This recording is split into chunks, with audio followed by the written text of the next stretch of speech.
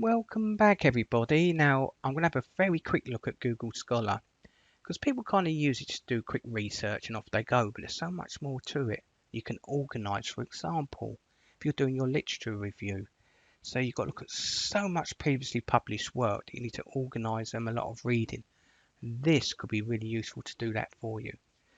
So before we start, at the beginning here, we've got articles or case law. So if you're doing a law degree, you've got federal courts, California courts. But if you go to select courts, then you can choose a court from there that's relevant for you. Click cancel and go back. Next option is articles. Now if I get into articles for you, come at the top here. If you're already logged into Google Chrome, you'll have an account already, but it's quite handy to go to my library because then you can organize and put all your research into organized article folders here, as you can see. I'll show you them in a minute. And you can even arrange them in dates. So let's go back and let's make a start. So I'm going to pop anything in. Let's put something just general in. I'm going to pop in heart disease. Let's go for heart disease prevention. And when you open it up, you just get random articles, books all mixed together. Now, if we come to the left here, you've got some options to work with. Include citations. I would probably do that as well, but I'm going to show you something with citations in a minute you've got to be careful with. Now you can any type or select review articles if you're working with specific, and it just breaks down information for you to work with better. Then you can do sort by date. Click on it and it will sort that by date for you. And at the top here you've got abstracts, or you might want everything. I mean, abstracts is quite good when you need to summarize stuff and go over it quickly. So I'm going to leave it on abstracts. And on the right you can see specific links that you can jump to as well. See this one down the bottom here? It's a portable document format. You can click straight into this. It takes you straight to that PDF file, be it journal or book, or any kind of scanned images in there for you. But the original link is here on the left. Scroll back up.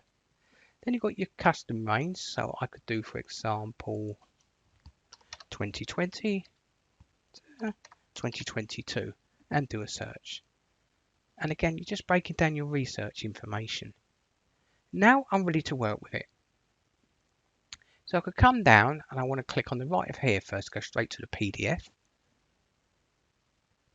So I'll tap on it, come to the bottom, open up, and I can access that quickly. So that's in my download folder. Come back out of there and I might come down and go, right, here's another one. Click on that. And that will bring it up for me. And again, I might choose to download this, which I can do here, the download button. I'm going to pop that into my download folder again, and then come back out of there. Now what I could also do, if we zoom in, see at the top here we've got the authors' names. Circulation 2021. Now underneath we've got save, so I could start tapping on these and I can save them. Now you can create your own label or folder, whatever you want to call it. So I'm going to select create new. I'll call this heart and select done. So now I'm moving in. If I go to the next one, again, I'm going to pop that in heart and done. So for example, if you're doing literature review, you can just download stuff. You can save stuff quickly into your library and access it and read it later. I'll put that in liver just as an example, even though it's heart. Now if I come top right hand corner, my library, they're all there randomly. If I come down, they're all mixed, but not to worry. On the left here, look, if I select heart, it will bring up those sources that are selected. And I can also got a great option here where I can do a custom range again, or maybe I just want to look at any articles, for example, since 2022. So you can break down your research information in here as well. But also in here, you've got an option now, if we've got them in here. We can now do a search within that criteria that you've saved into your library, because you might be looking for heart valves or something particular to do with heart disease. So it's just a great way to break down information again. Also here got cite. Now I'm going to click on that for you. This gives you reference styles. By the way, APA, some people are still using this. I think it's the 7th version. The newer one's the 8th, I think. So you've got to check that before you use that because it might not be the correct format. Scroll down Harvard here. Now Harvard, be extra careful on this one because there's hundreds of different Harvard reference styles. different variations. Some of them are all on the site, they're right variations, some are completely different. So definitely check with your library at your academic institution before you choose the reference style. But what I wanted to show you quickly is if you want to use a reference manager, I'll show you that quickly. I've got a separate video on this on my YouTube channel. If you want to download it and install it, follow it. But you can export. Now if you use EndNote, which is a brilliant program, it's kind of a steep learning curve, but it's brilliant for researchers. But we can just export your reference styles called RefMan. I'm going to tap on it. Now I've got Zotero already open, so it's asking me, do I want to put it straight to Zotero? You don't have to, you can just download it in your download folder and import it later. But I'm going to click OK. Now look top right hand corner. It's now putting it, and I can choose what folder I want to put it in. So for now, I'm just going to put it in the health folder and click done.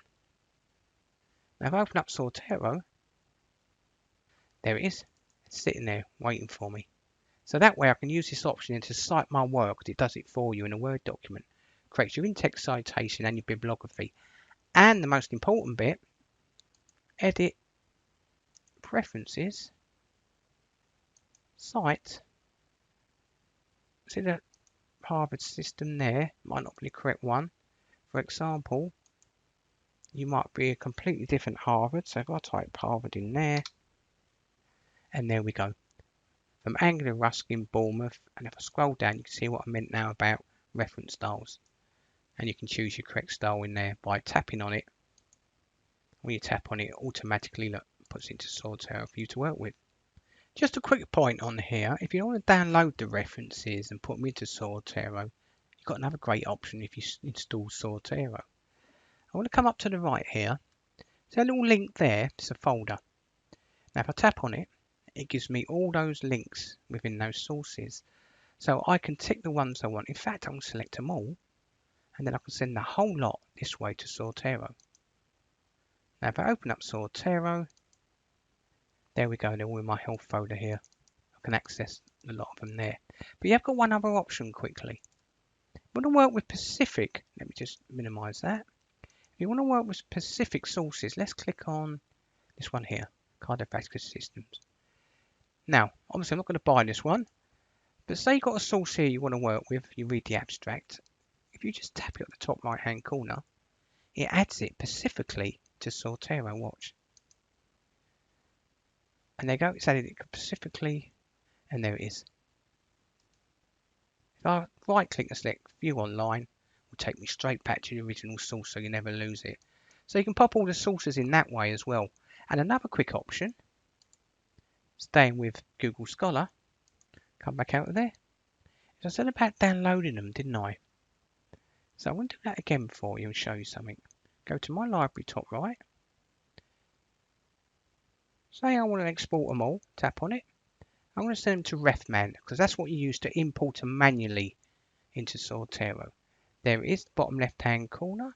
So now if I open up Zotero, file, input, and leave it on this option here, BibTeX RIS Zotero. Click next. That's using Mendeley, of course. There it is, citations one, and then I can copy the whole lot over there as well. So there's so many different options when working with your reference manager. And the other option is label. So if I click on the label, I can then change the label where I want that to go in, or create a new label or folder depending on what you want to do. I can also delete them. Now click the two little arrows. I can edit. This is telling me it's been cited 31 times. So if I click on it, I can access where it's also been cited in as well. And within that, I could then do a search again. So again, you're breaking down your sources and working with them as you go. So there you go. This is a quick look at using Google Scholar than just a general search engine and incorporating it into your reference manager. Thanks for watching.